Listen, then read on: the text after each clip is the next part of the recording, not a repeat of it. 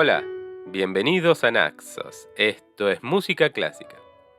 Hoy vamos a estar charlando con el pianista español Yosu de Solaun acerca de la salida de su nuevo álbum doble con una selección de sonatas de Joseph Haydn bajo el sello español IBS Classical.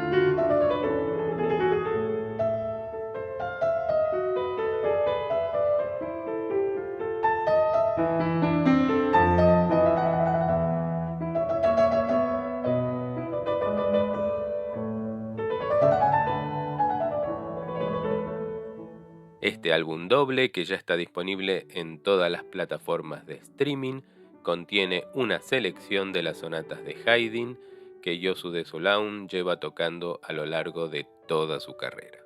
Algunas de estas sonatas las interpretó en los primeros conciertos que dio. Y para este podcast tuve el placer y el privilegio de haber entrevistado al pianista Yosu de Solaun, y aquí va su presentación personal y también nos hace referencia a lo que nos comenta acerca de las diferencias entre las versiones historicistas y la versión que él mismo interpreta en este álbum doble. Hola, soy Yosu de Solaun, pianista, y estoy encantado de tener esta conversación sobre mi último disco de sonatas de Haydn con Philippe. Muchísimas gracias por la invitación, Philippe.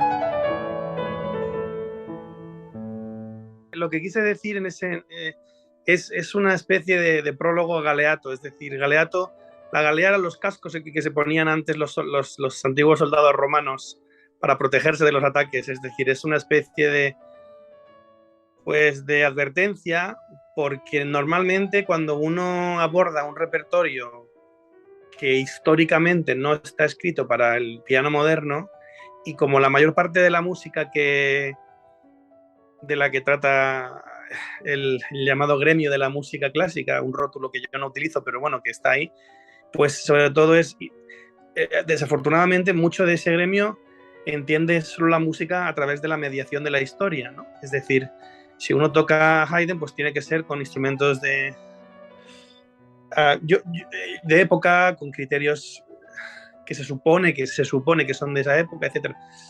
Yo no es que esté en contra de eso, porque sería una cruzada quijotesca, pero tampoco soy, no soy ajeno, quiero decir que he estudiado y conozco muchos músicos y tengo muchos amigos que se dedican a eso, pero simplemente no era mi interés, y yo no quería hacer el disco bajo esos criterios, pero tampoco quería hacer el disco como una especie de manifiesto en contra de eso, ni mucho menos. Es decir, yo lo que he dicho que el disco no es dialéctico entendido como algo en contra de algo. La dialéctica es una lucha de opuestos, con la lucha en general, ¿no? Con el conflicto. Y entonces yo digo que en vez de dialéctico, mi disco es votivo, es decir, devocional, vamos, que yo lo único que he querido aquí es pues compartir con el público que quiera, que esté interesado, mi devoción en forma de exuberancia musical y pianística, la que pueda yo convocar, por este genial compositor de partituras que es Haydn. Y eso es. Entonces, no pretende ser un prólogo ni cáustico, ni agresivo, ni nada, si más bien es una especie de advertencia para ya empezar ya desde... Porque es lo primero que uno... Haydn, pero entonces... con piano moderno, eso ya no está muy de moda, ¿no? Pero bueno.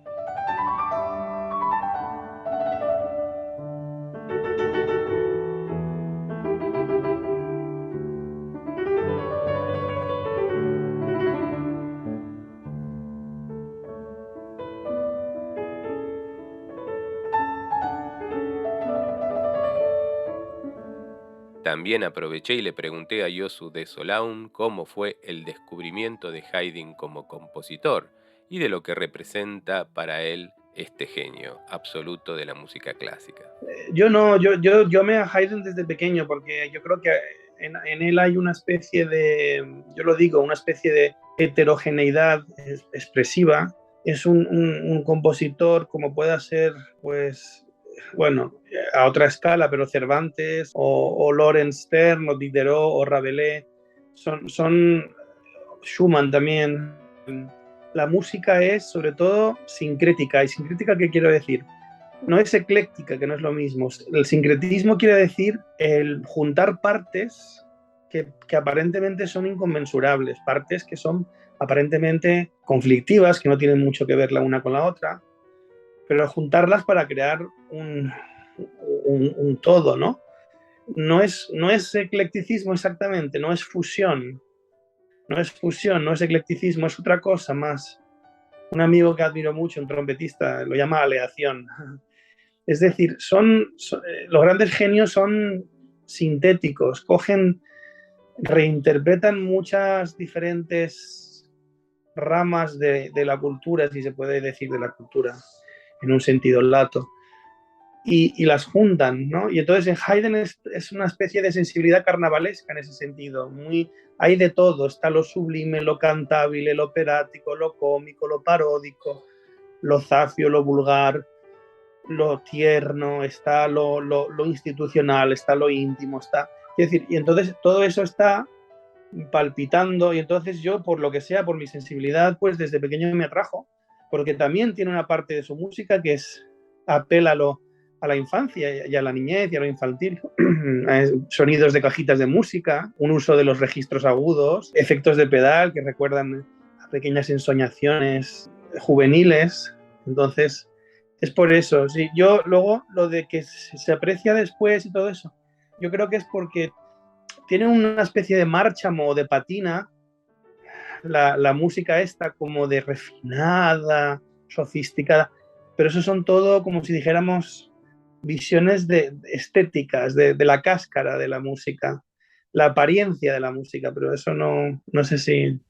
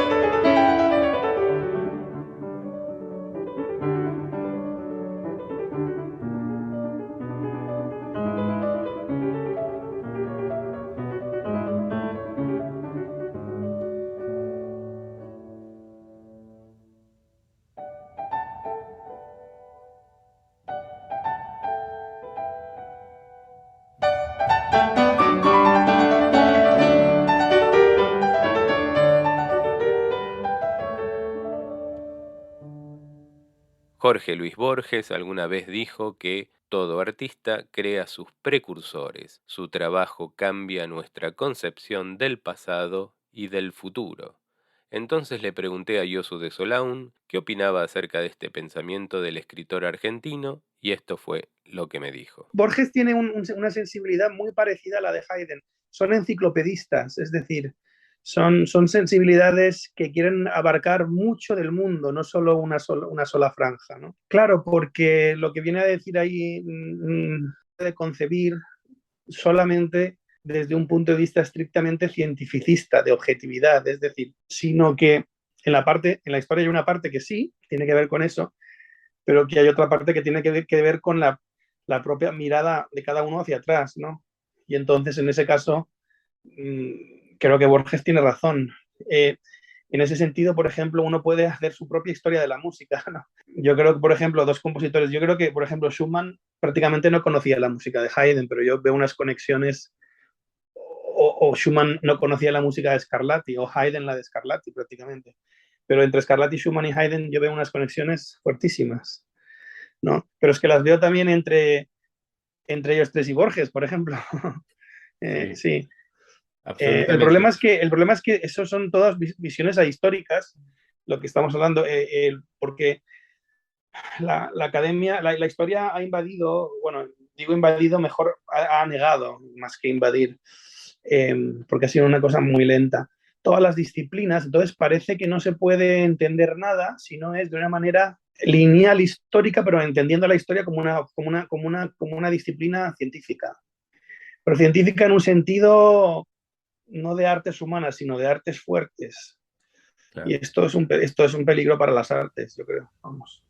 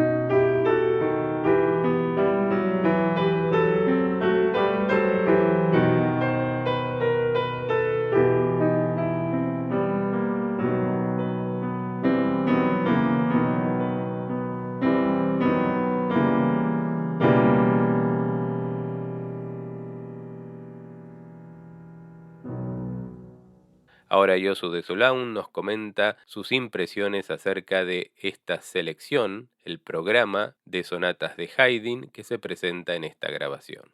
La lección es puramente biográfica, es decir, son las obras que yo he tocado, ¿no? Que yo he tocado desde niño, que yo he estudiado, que me han acompañado en mis recitales, que he enseñado a otros alumnos. Y hay muchas más, pero de alguna manera pues son las 6 que más han estado presentes en mi vida. Desde, por ejemplo, la primera que abre el disco, que realmente abrió mi primer recital en vivo, de los 10 años, en 1992, fue esta sonata, ¿no? Entonces, justo en el 2022, que son 30 años después, pues es como cerrar un círculo, de alguna manera metafórica, ¿no? Eh, las otras sonatas, algunas las he trabajado con ciertos mentores que tuvieron mucha influencia sobre mí, o las escuché tocadas por pianistas que admiro mucho, que causaron una gran impresión en mí como receptor. Es decir, todos tienen una razón de ser más bien...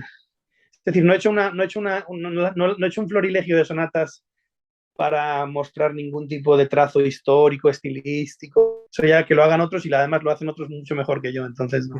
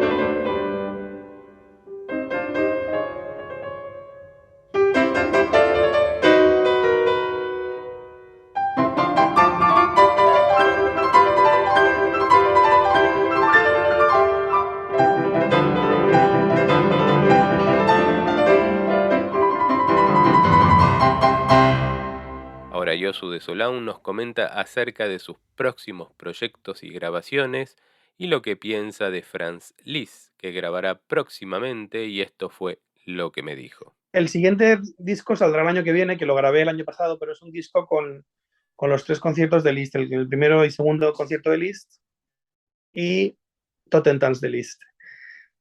A mí siempre me gusta que mis discos tengan algún tipo de engarce con el anterior, y uno puede decir, bueno, entre Liszt y Haydn parece ser que no, pero parece ser que sí, porque primero, todas esas sonatas que están en el disco que yo, ese doble compacto de Haydn, están compuestas de hecho en Hungría, lo que hoy es Hungría, porque Haydn vivió la mayor parte de su vida en Fertod, en el Palacio Esterházy, que está hoy en Fertod.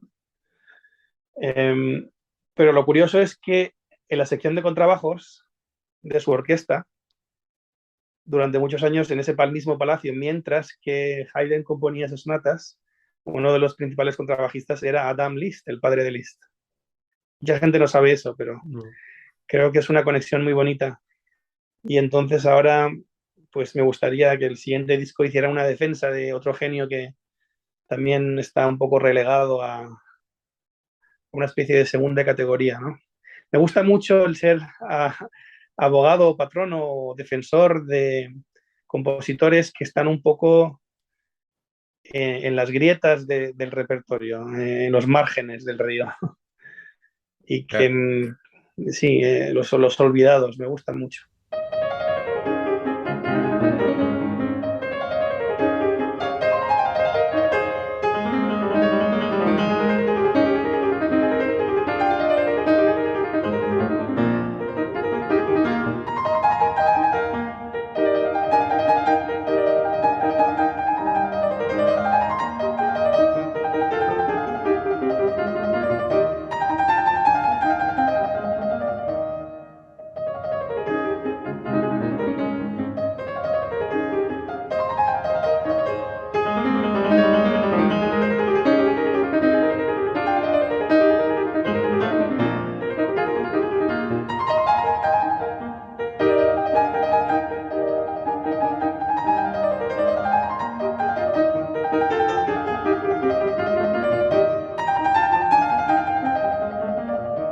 creo que es un compositor absolutamente malentendido por mucho del gremio. Incluso te diría que me entristece ver como algunos grandes pianistas que admiro hablan de Liszt de una manera prácticamente casi con cierto desdén o desprecio. Incluso algunos de los que has nombrado antes, y esto me causa me incomoda muchísimo, porque creo que Liszt es un grandísimo genio.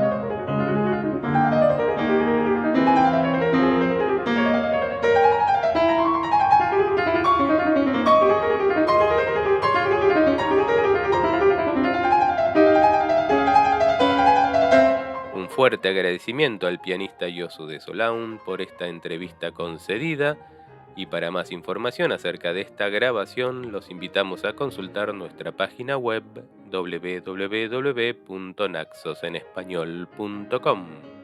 No nos dejen de seguir por nuestras redes sociales y los espero en otro podcast de Naxos. Esto es Música Clásica. Chao.